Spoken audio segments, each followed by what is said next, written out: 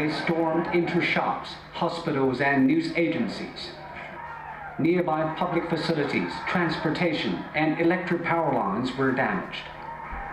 Some riot police were cornered and beaten. Others were stoned.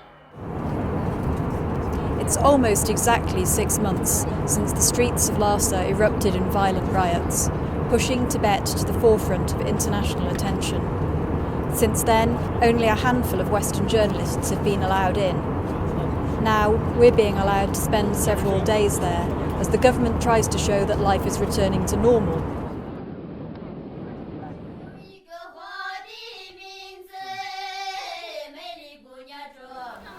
Tourists are already trickling back to Tibet, and hundreds are here as pilgrims. This is the Lhasa which both Chinese and foreign travellers seek, an unspoilt place of peace and spirituality, away from the pressures and conflicts of modern life. But while the devout prostrate themselves before the Jokang temple, armed police are patrolling the streets. Some officials say they'll be gone in months. It's impossible to know for sure. Next year marks the 50th anniversary of the failed uprising against Chinese rule in Tibet. And after March, the authorities are taking no chances. Local officials in Tibet say there is plenty of evidence to prove that the incident was masterminded by the Dalai clique. State television blamed a small number of separatists for the events of March 14th. Outside experts disagree, and the exiled spiritual leader denies any link to violence. He says he wants only autonomy for Tibet. Independent eyewitnesses described vicious, apparently spontaneous ethnic unrest. It included mass, sometimes fatal, attacks on Han Chinese and Hui Muslims.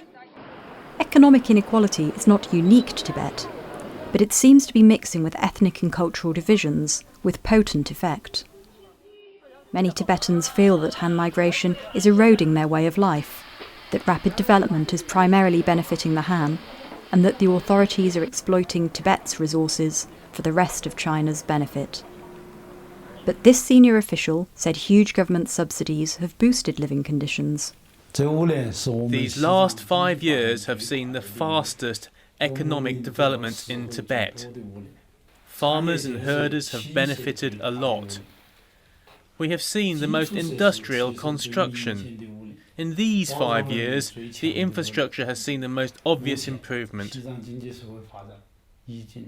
The economic development has returned to the normal situation, and society is stable.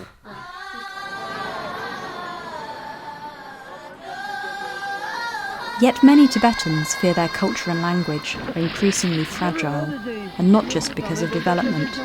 They resent controls on religion and patriotic education in schools and monasteries.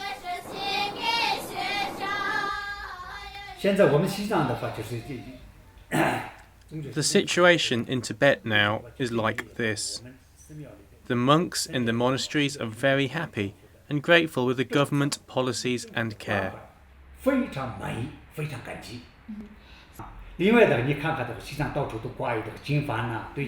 also you can see prayer flags, prayer wheels, praying and Buddhist scriptures everywhere.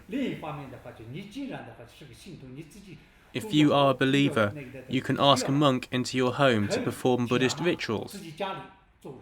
And if you have time, you can go to a monastery to pray with prayer wheels and scriptures and so on. But while we were able to visit monasteries, we were told we could not speak to anyone there. And others in Tibet are reluctant to talk, given the extensive security network. One said it was too dangerous to speak your mind. If it snows here, you still don't say it's snowing, he added.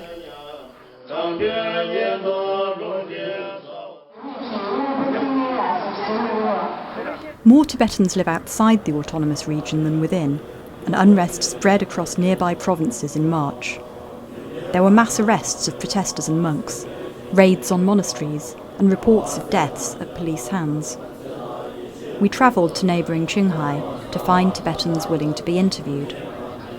Tight security restrictions have been lifted, but while we visited several monasteries, most people were too frightened to talk. This man said he had been waiting to tell his story, and described how smouldering anger at discrimination sparked clashes even before the March unrest. He asked us not to use his voice. A Tibetan man and a Hui trader had an altercation. The police arrived and arrested all the Tibetans involved. So the man got angry and said to the policeman, "You've not arrested the Hui man, but you have arrested me. You should have investigated and said, 'You are right, you are wrong,' and the situation could have been diffused." So our Tibetan people started making comments like, "Our fellow Tibetans are being arrested. They are being biased and taking sides." Fighting erupted, and police detained scores of people. When other monks and Tibetans appealed for their release, the authorities arrested them too. Many are still detained. They were manhandled and treated very badly. There were cases of monks and lamas who had been pushed off the vehicle and sustained fractures and injuries on their hands and feet.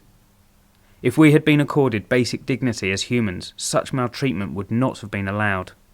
So we Tibetans don't have freedom. We don't have the right even to express one word. That is how it is. Now there is no freedom at all.